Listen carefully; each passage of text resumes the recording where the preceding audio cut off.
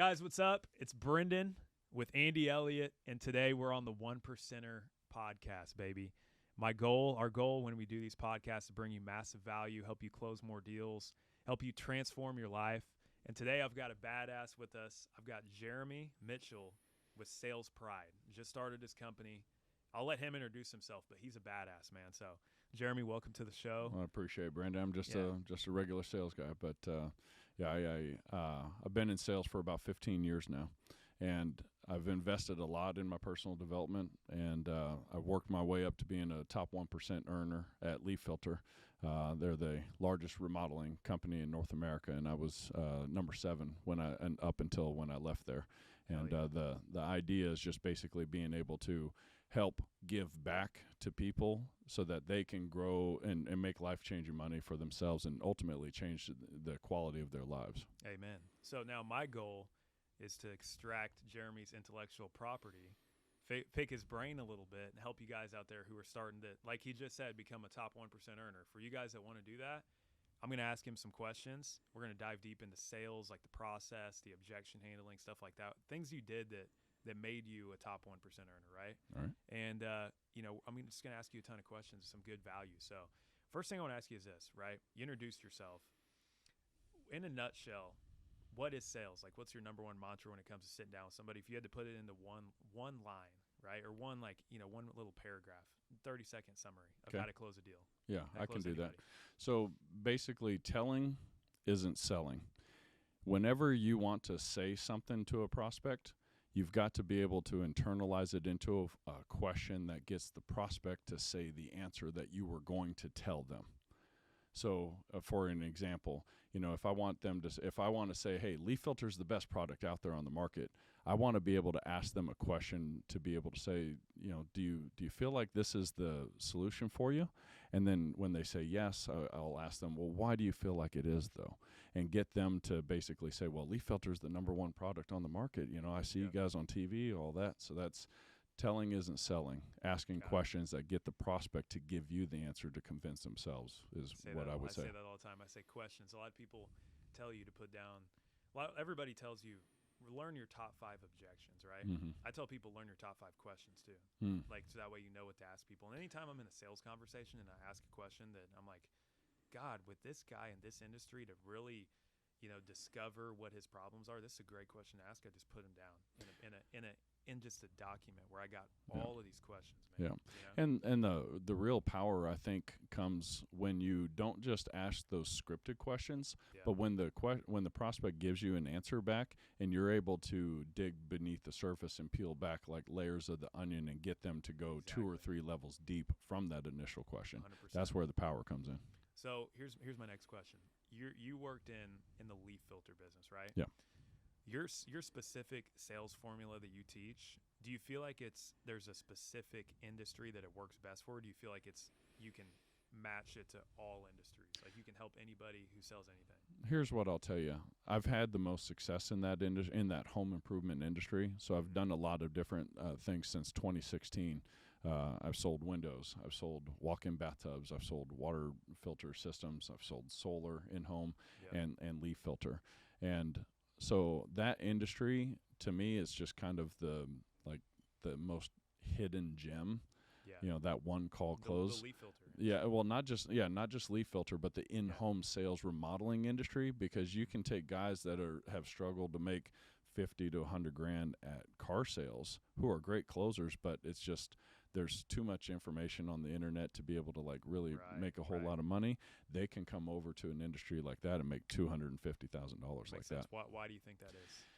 Well, again, it's kind of like the lack of information, Andy always used to say, back in the day, the reason that we have to use new language and as salespeople we got to be better than ever is because it's the age of information. Right. So exactly. like when a customer walks in, they know the prices at every dealership. Yep.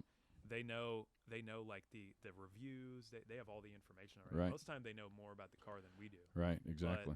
So you're saying in your industry, those guys are still the horse's mouth. Yes. Right? Yeah, exactly. Okay. And you ultimately have the chance to build value because it's like, for example, a gutter might be a gutter, and you can get the gutter from different places.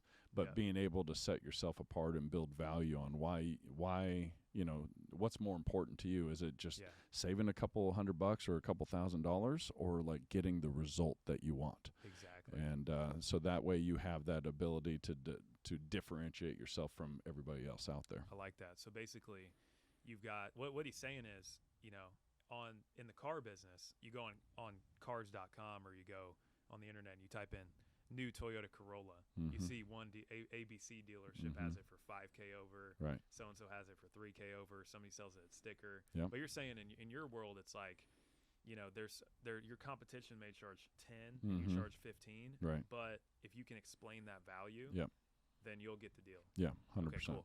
Yep. And then, like, I feel like this is a good opportunity for me to learn too. Like, what would you say if you had to break down in a quick conversation the steps to the sale in home services and in leaf filter in particular? Like, do you have a broken down system, like 5-step, 6-step, 10-step to get the deal? Yeah, and ultimately that part does translate to every industry. Nice. I'll give you an example. I had a guy come to me and responded on one of my posts saying that, I've looked at this sales trainer and that sales trainer, and I don't really think that way of selling would work for my industry. He was in medical device sales. And I said, well, that's interesting. I said, would you be opposed to hopping on a call? So we got on a call. Once I figured out what the problem was that he actually solved and how they solved it, I went through a quick little role play, not knowing anything about about his industry, but once I knew the problem and how they solved it, I could formulate the questions. Yeah. And it wasn't just formulating the questions.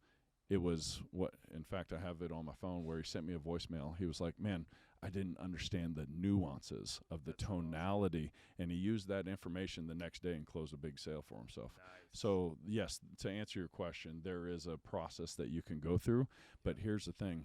You've heard the saying, it's not what you say, it's how you say it. Yeah. And so those are the nuances. You can have that list of 5 questions or whatever, but it's how you deliver those questions, the tonality and the body language and all that, because we know that human communication, only 7% of it are the actual words that we pick. Exactly. The so 93% of it is everything else. Dude, so that's the reason that in our program we teach high energy. Okay. Like that right there. Okay. Right? You asked me that earlier. Yeah. Is because most of the time salespeople aren't confident. They have Okay. no confidence. Okay. Right. So when you're higher energy and you're in a higher state, everything you say is going to be delivered differently versus when you're in a low state. You know why I think that really is? So I'm a huge Tony Robbins fan, and he talks about the 6 human needs. Are you familiar with this? I'm kind of familiar, but walk me through it. So the 6 basic human needs are, it doesn't matter where you're from, as long as you're a human, you have these needs. Yeah. And it's different than Maslow's or Mavlov's or whatever it is. So number 1 is certainty. You have to know that you're going to be safe, you're going to be taken care of. If you don't have certainty taken care of, none of the other human needs matter. Because you need variety and love and connection and all that, but like if you're at risk of being unsafe or uncomfortable, then none of those other things matter. So when you deliver it with energy and certainty, it's the confidence. And so people are craving certainty so much that if you just instill enough certainty in them that they can believe in themselves that this is going to work for them, then they buy in because of that certainty, because they need that need. That's the number 1 basic human need that we all have. So true, dude. People have a fear of making the wrong decision. Yeah. And I heard Ed Milet say once, he said, people don't need to believe what you say, they need to know that you believe what you say. Right. Almost Say that more. again. Say that again. People don't need to believe what you say, they need to know that you believe what you say. Does that make sense? That's interesting. And dude, Andy's mastered certainty. Like he's mastered it. Right. And it makes every message just so much more impactful, right? Right. He told me one time, he said, you know why my videos like inspire people? He said, because when you see a video and it resonates with you, what's happening in that video is that person is going through something at that point in time, in that moment. Exactly. And when you see that, you feel the way that they Yes. felt, and that's why you felt the way that you did when you Yes. saw it. Does that make sense? Yeah, totally. So It's like we were talking about the book Relentless. yeah, I read it back when it first came out, but now it's hit me in a completely different level. yep, You know, it's like you read you read the Bible or whatever, and you can read one verse, and when you're going through something completely different, it resonates with you on a whole different level because that's speaking to you in that moment right then and there. 100%. So, like sales process in 30 seconds. Is it like is there a meet and greet? Like is there like an Yep. intro? Like Yep. just tell me like what the steps for you Okay. are. So number one is connecting, figuring out why they're there. All right. Number two is figuring out what their situation is. Yep. Number three number three is their problem awareness and basically making them realize that their problem is more than just the surface problem that they thought that they were calling you in for. And then number four is what solutions have they tried in the past, or what do they feel is the solution to solve this problem, and why haven't they solved it? And then once you get them to future pace what life would be like once they have this problem solved, you introduce the consequences if they don't take action. Like we talked about, the pain of not taking action exceeds the pain of taking action. Exactly. And then getting them to commit that, yes, I am ready to do this, and then you go into it. And then you go into once you figure out what their needs are, you tailor your presentation to show them how your solution solves their needs, and then you get them to commit one way or another. Dude, that's a fucking badass process. Well, it wasn't me that invented it, but it, this dude. is what I've invested in myself. Yeah, that's cool. So what are the different types of tonalities that you use? So there's a curious tone, right? Kind of like I'm doing right now. Yeah. There's a concerned tone, right? There's a challenging tone. And then there's I always forget there's four of them I always end up screwing it up. But so you don't use number four? Well, no, I mean it's not in any particular order. It's just on the top of my head. But I call it the 4 C's. Nice. So it's curious, challenging, concerned, and confused. Yeah, so like confused old man. So like. When they're asking, they're saying something, and when you say it in a confused tone, it elicits them to want to come help you and explain it a little bit more to you. Does that make sense? Totally. And right. like you asked me earlier, or you said earlier that like I told you about the list, how I write down my list of questions and ask people. Yeah. You have totally agree. You have to ask those in a curious tone. Right. And like and not only in a sometimes curious tone, but in like a. Yeah, exactly. Yeah. And like you like later on in the sale, you asked them in like almost like a challenging tone, or like what was the other one? There's curious, there's confused, challenging, and see, there I go, forgetting it again. But the challenging tone is really interesting because have you ever heard that you got to ask questions to get the prospect to say yes? Because the more times they say yes, they're just inevitably going to trip over their own tongue and roll into it. While I don't believe that's true, have you ever had a prospect tell you all the right answers and then they get to the end and they just don't make a decision? It's because you didn't challenge them and get them to really elaborate on why it is a yes and really get them to convince themselves. I love that, dude. That's freaking powerful, man. So your journey in sales, you've been doing it 15 years. Yeah. Right? Yeah. So did you start in the leaf filter business? No. I started cutting my teeth in car sales like I think almost every salesperson has. Oklahoma car sales. Yeah. The freaking the jungle. Yeah. I got out of the military. And then I went to school to be a chiropractor to follow in my dad's footsteps. And then he passed away my first year of school, and I didn't have a bachelor degree to get into chiropractic college. You just needed your pre-med, which is 90 hours. So I had to ask myself, okay, what am I going to do? How can I make as much money as possible without a degree? And sales was pretty much what I knew. And so I got into car sales. And after the most I ever made was maybe $2 or $3 grand a month. I was pretty much a draw person. I made $1,500, $1,600. Bro, if you went back based on what you've learned now, it'd be fucking over, man. Probably would. And I look back and like even going from $4 grand a month to making 25 training with Andy. Yeah. I look back now at what I've learned from being directly with Andy every day. Right. And I'm like, bro, it'd be right. Yeah. But anyways, you were That's saying interesting. car sales and then I wanted to get out of that just because I wasn't making the ends meet. I always wanted to do financial planning and stuff, so I joined Primerica, to try to do insurance sales and stuff. And then my uncle, this was a turning point for me. My uncle, I reconnected with him. He actually won the Toyota National Walk-Around competition like back in the 90s. Nice. So he was like the best salesman I ever knew growing up. Yeah. And he started a software company where before Facebook Live and stuff, where he sold the software to family-owned funeral homes that did live webcasts of the funeral for family members that couldn't attend. That's crazy. This was innovated back in like 2010. Yeah. He took me under his wing. At first I was a setter for him. I rapidly accelerated. Like 2 weeks later, he was like, okay, you're ready to go out in the field. I went out in the field. And the cool thing was, since we were doing live webcasts, I was demonstrating the live webcast, and he could watch my pitch and my clothes and everything. It was like he could be a fly on the wall without being a fly on the wall. Dude, that's powerful, man. So was that your first like a little taste of success in sales? Yeah. The most money I was on a draw with him, but I made like $18,000 in commissions one month, and it pretty much paid back all the draws I had. Dude, what I'm noticing, by the way, what year was that? So that was like 2010. 2010, you made 18 grand. That's like in making a month. 40 grand today. Yeah, definitely. Yeah, right? maybe. Yeah. But here's the thing that I noticed, right? You said car sales. Yeah. Which when did you start in car sales? 15 so years ago. 2008. 2008. Yeah. So you went 2 years of not making it in sales, but you didn't quit. No. Like, did you know you wanted to do sales? Yeah, and I almost think I had a belief in myself that I knew that sales could be it. I just didn't have the skills, and I just needed the time, and I needed the mentorship, and that's where my uncle took me under his wing. And what's also funny, we were talking about the sales pride, the meaning behind that. Yep.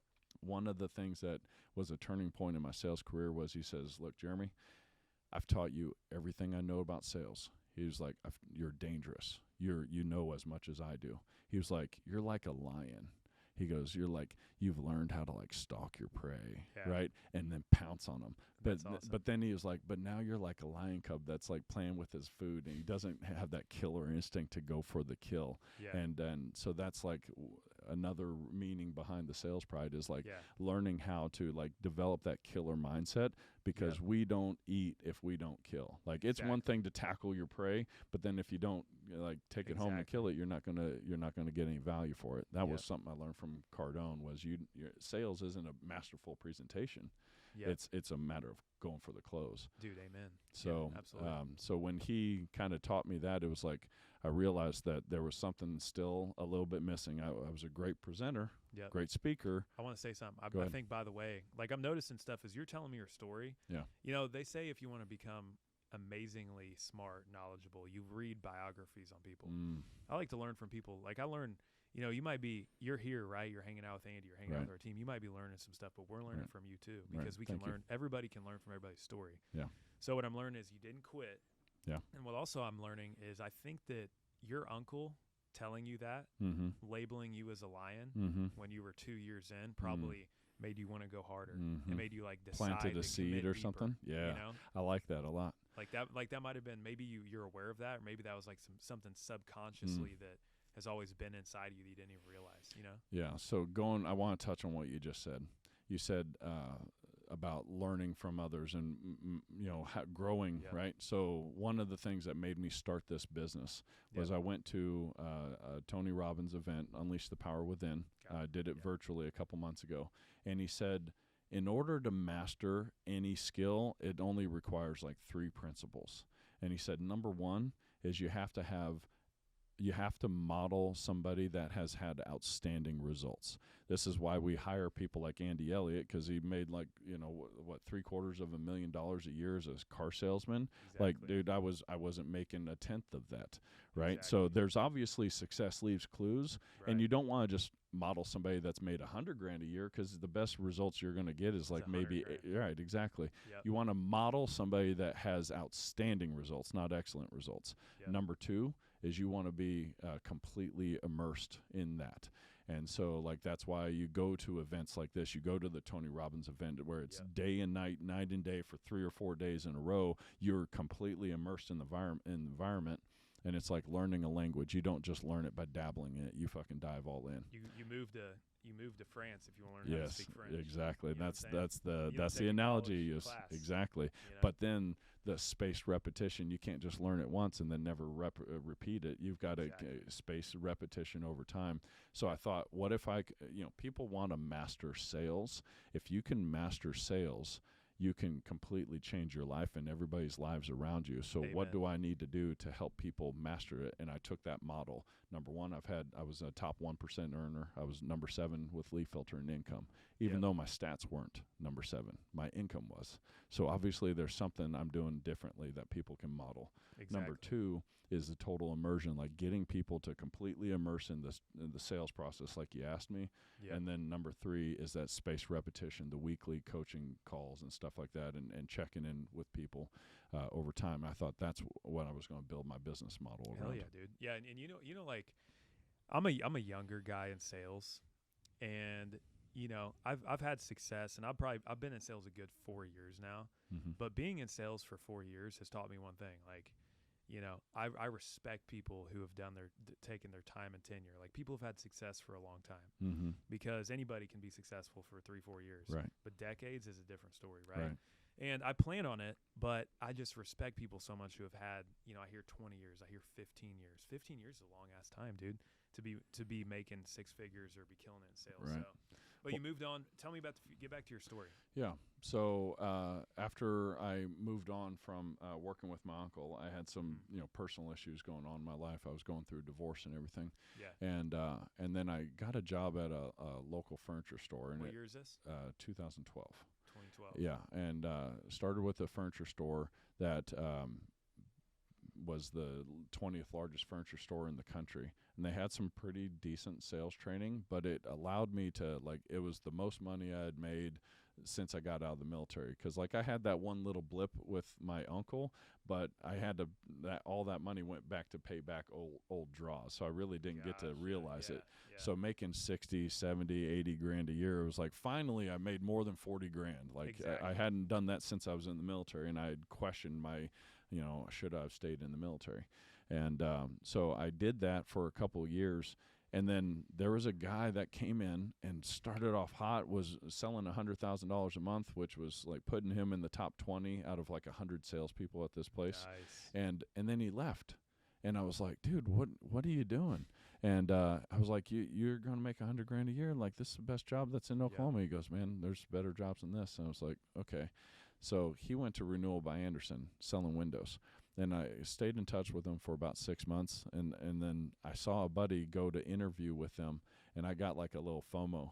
I was like, wait a second, he's leaving. And so I asked him, what are you doing? And he goes, man, I'm going to make 20 grand this month. And I thought to myself, man, nobody's making 20 grand here at Mathis Brothers. Even our guy who's awesome. like a demigod there was only making 140 grand a year there. Amen. And so I thought, okay. So I called Grant Cardone's show, and I asked him live on.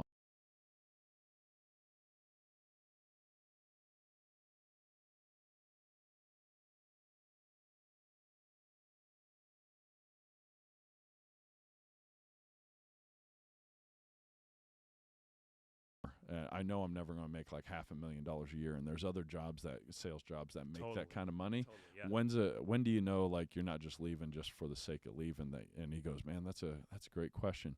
And he basically used a Warren Buffett line. He goes, basically, it's not a matter of how hard you row the boat, but it matters what boat you're in. Cardone said what vehicle you're in, and it made total sense to me because if I'm racing Mario Andretti, but he's in a little broke-down Honda Civic, and even if I'm just in a Corvette, not nearly the skills he has, I'm going to wax him around the track because it was the opportunity that I was in. True, man. So I left in my first month. I made 15 grand a month and never had done that. Was it. Yeah, 10 years straight, 300-400 grand a year. Yeah, well, scaled to top 10, top 7. It's taken me a while to kind of get to that point. Honestly, it took me 10 years before I hit that kind of money. But because it was okay, I'd have good months and then bad months. So there was phases of evolution and growth. And then last year was when I really, after I invested 20 or 30 grand into another sales trainer here locally, actually, and I had a realization. I also hired another coach that got me to raise my standards. I love that. That's one of your core standards is a standard setter, right? We always say, you don't hit your goals, you always hit your standards. Yes. Yeah. Like somehow every month I always hit my standard. I Yep. never hit my goal. I set Yep. my goal, but I Mhm. always fall to my standard. Yeah. Because as soon as something happens, Right. as soon as things don't go right, as soon as I have a tough day, I'm Yep. right back to my Mhm. standard. So Yep. that's Andy's biggest thing, is learn Yep. how to raise your standards and increase your identity. And that was what happened when I hired this coach, because she asked me, on a scale of 1 to 10, how would you rate your income? I was like, oh, I'm a 9. And she was like, really? How much money do you make? And I go, oh, I'm making 8 to 10 grand a month, thinking I'm pretty good. You know, that's Yeah. the most money I'd ever made in my life. Yeah. And she goes, really? That's a 9 for you? She was like, what's a 10? Like, I know people that make that in an hour. And it got me to think bigger. Yeah. And then Paradigm shift. Yeah, it was. Big time. And then she says, after we went back the next week, I said, okay, I know that I'm capable of a lot more than that. She goes, okay, what's the most money you've ever made in a month? And at that point, it had been like around 20 grand. Yeah. And she goes, okay, we're raising your standard from 8 to 10 grand. We're doubling it to 15 to 20 grand. She said, come hook or crook, which basically means, short of me turning tricks on the corner, you know, or robbing somebody, That's awesome. I'm going to dude. make at least 15 to 20 grand a month. And that was Yeah. the new standard. And then when I left Leaf Filter and came back, I kept that standard. And then I saw a couple people making 10 or 15 grand in a week. And I was like, I hadn't even broken like 8 grand in a week. Crazy. And I raised my standards again, went up to 30 or 40 Yep. grand. And then I implemented everything I had learned before. And I started making 30, 40 grand a month, 50 Dude. grand a month. You're super coachable. Like, I'm learning that you're hiring coaches to figure out these problems, Mhm. right? Like, Right. dude, it's so cool to hear your story, because every step of the way, there's a coach involved. There's Mhm. a light bulb Right. moment, like maybe this isn't the right place to be, or maybe I'm not thinking correctly. Mm-hmm. And then there's reaching out to someone who's more further along on their journey than you. Yep. And then you Modeling. having the knowledge and not dropping your ego, Yeah. so that you can say, hey, you're right. Like, Yeah. you have no idea how many people I talk to who are like, bro, I make tons of money, man. And I'm Yeah. like, what do you make? 10 Yeah. grand a month. Yeah. And I'm like, dude, like, I can't live off 10 grand Yeah. a month, bro. Yeah. You know what I mean? Yeah. Like, these are Yeah. just different Seriously. levels. But until somebody kind of feeds you that story back to yourself, you don't understand, you know? Yeah. And the other deal is, dude, like, you know, now once you break through, you never want to go back. Right. Like, you know, we always 100%. say, once you see it, you can't unsee it. Mm-hmm. We Yep. say that quote every day. Yeah. And I heard another one the other day. The guy says, he said Albert Einstein said that once your mind expands, it can't go back to its its original form. Mm-hmm. So like, once you get to a new idea, once you see a new building, once you see a new like company, Mhm. how like record pace, the 4-minute mile. Yep. No one had ever Yep. ran a 4-minute mile Yep. in the history of time. One guy does it in the Olympics. The next Olympics, like 5 people did it. Right. And people said, like the scientists said, your heart would explode. Yeah. Literally. But all of a sudden, it's like Yep. everybody can do it. Yeah. Now it's like the standard in the Olympics, Exactly. right? So just goes to show, man, that you're coachable. You've listened every way, and I like that you seek expert help, right? And I Mhm. think that the problem with a lot of people is they're not willing to invest in themselves, so they never get out of the bubble of people that are thinking small and keeping them Mhm. programmed at that Right. 10 grand is a lot of Right. money. The first thing you do, like if you pay us, Mm-hmm. Andy says, he says every coach, you have to tell people, I'm going to make you a promise when we get on this phone call. I will tell you the truth. Yeah. And then later on the call, they're like, I make 10 grand, I make a lot of money. Remember I promised you I'd tell you the truth? Yep. You're broke as shit. Yeah. Yep. Exactly. Well, and not that that's bad, but you're a 1 out of 10 on what you're capable of. right. So I'm going to show you how to get to that 10. Right. Imagine what your 10 would look like, right? Exactly. You understand that? Yes, sir. But I just think that's super cool, man. So the main thing is Jeremy's about to hop on a podcast with Andy. It's going to be legendary. We're going to do some cool shit. But break down, like you broke down for me, what sales pride means, and then Okay. how people can reach out to you, because I want a lot of my viewers who are in home services who want to dive deep.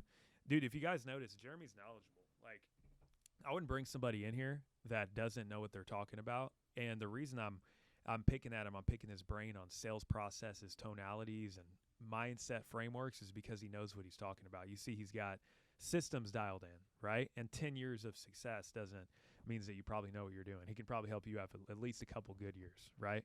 But my goal is explain to him like your company, your mission, Yeah. and then who you're looking to serve, and then where people can reach out to you if they're ready to level up. Yeah, I appreciate that. So sales pride basically meant a couple of different things. I told you about the story about how my uncle said I was like a lion cub but hadn't like quite learned how to go for the kill yet, right? Right. And so number one was, people think of, when you think of the word sales or the general public, when they think of the word sales or salesman, the images that are conjured in their head aren't necessarily, admirable. Exactly. Would you agree? So true. So basically, the whole purpose of sales is just helping people solve their problems. I mean, what's better than that? You're helping people, you're serving people, right? And so number one is having pride in being a salesperson, being a sales professional, and helping people, not just for your own selfish interest, but to actually serve them. So number one, there's that.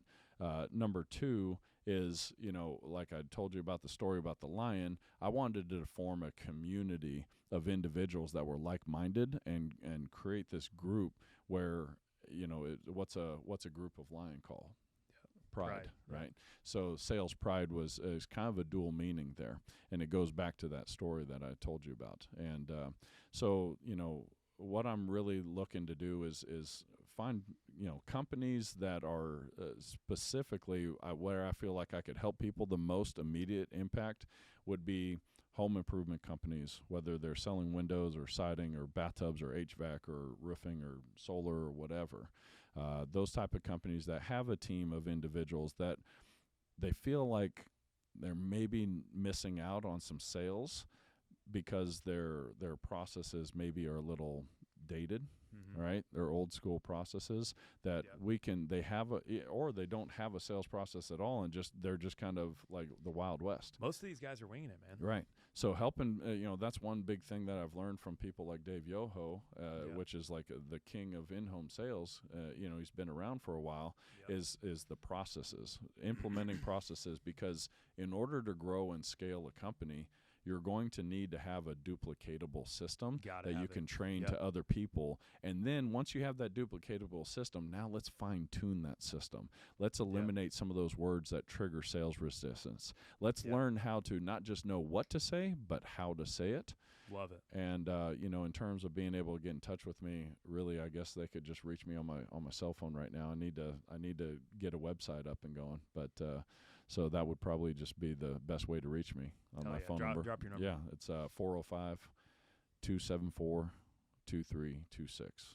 405-274-2326. Hell yeah, he nailed it. So every company needs processes. I'll tell you, like Andy always says, this world's full of amateurs. We're in there, the worst salespeople and leaders in the history of time.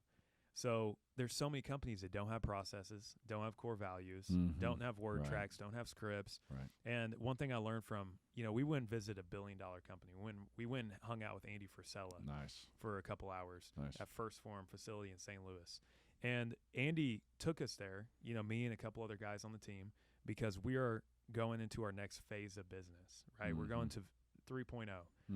So we wanted to see what the $1 billion blueprint looked like. So we went out there and hung out. One thing that Andy Frisella kept saying, he takes us in these rooms, these offices. He's like, here's an office where my people can come and read. Here's a gym just for my people. Right. Here's a place they can come study. Yeah. Here's a place they can do Zoom calls. He says, because I'll never ask my salespeople to do something if I don't give them the resources to do it. I love a lot of companies ask, they're like, I want my salespeople to kill it, but they don't give them the training that they need to kill it, right? And they just say, figure it out, find a way. And they say, a lot of them say, hey, I'll get around to training. I'll get around to training my team. I'll handle training my team. Really, you've been trying to train them for 10 years. They haven't been trained yet. And it's not your fault. Your job is to buy cars. Or if you're in home improvement, your job is to hire and look for talent. Your job's to, do operations and make sure the back end delivery is good. You have so much on your plate. Your last thing you can do is train your team. Hiring a resource and applying what's called the neighbor effect to not have somebody else, like a guy like you who their sales team's going to look up to. They'll respect what you say because you're not with them every day. They're not you're new to them. Right. So there's so many powerful things at play, but I just want to tell you that Jeremy's a knowledgeable dude. Reach out to him if you need help. We're going to kill it in the home improvement space. Let's kick some ass.